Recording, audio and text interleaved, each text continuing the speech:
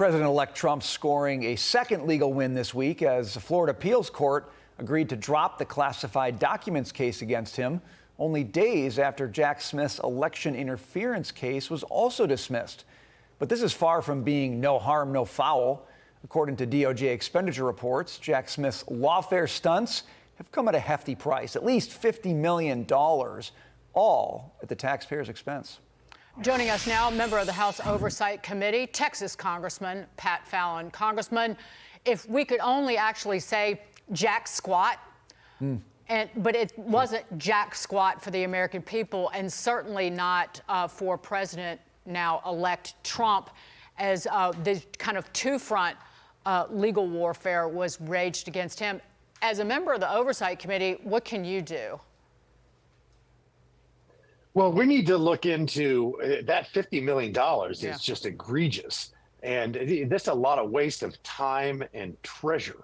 And fortunately, lawfare didn't work. The American people abjectly and resoundingly rejected it a few weeks back as President Trump was elected again, overwhelmingly and really a landslide. It's just absolutely disgusting. And if we want to go down the road of a banana republic, this is the way to do it. Yeah. So we need to have a full stop. We need to investigate Jack Smith, quite frankly, and the folks up in New York and the folks that were looking at bringing charges in Atlanta as well. It was an absolute debacle.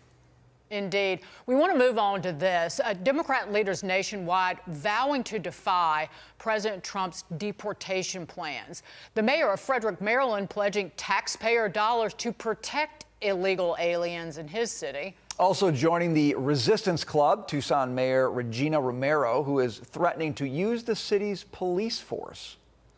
I am deeply troubled by President-elect Trump's plans for mass deportation.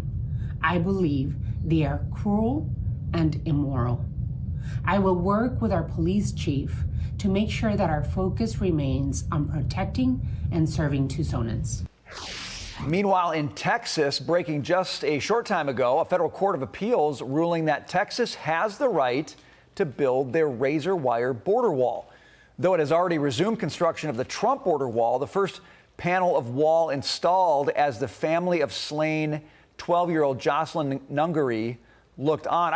Congressman, I'll just say, I mean, you've got these blue city mayors playing all sorts of weird games that aren't going to work, because there's no way Tom Homan's going to allow that. And in Texas, they're doing what America voted for, which is building walls and getting to work securing the border. Your thoughts?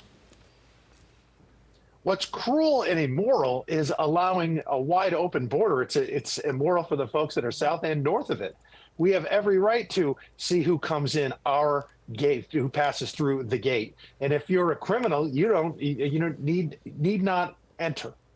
The most sacrosanct duty we have as elected officials is to keep Americans safe. Because if you're not safe, then you're not free. And to allow criminals to come into the country and commit murder and rape, I mean, just in Texas alone, since 2011, we've had 299,000 illegal immigrants arrested, charged with 513,000 crimes that resulted in 187,000 convictions.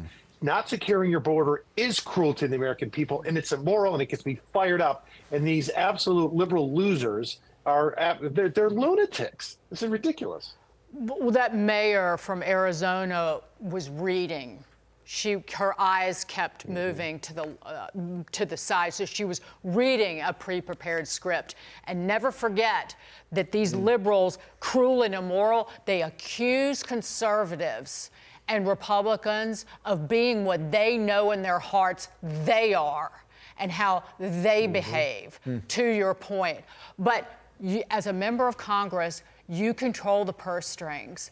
And you, the Republicans, who control the House of Representatives, will be able to deprive each and every sanctuary city and state of funding.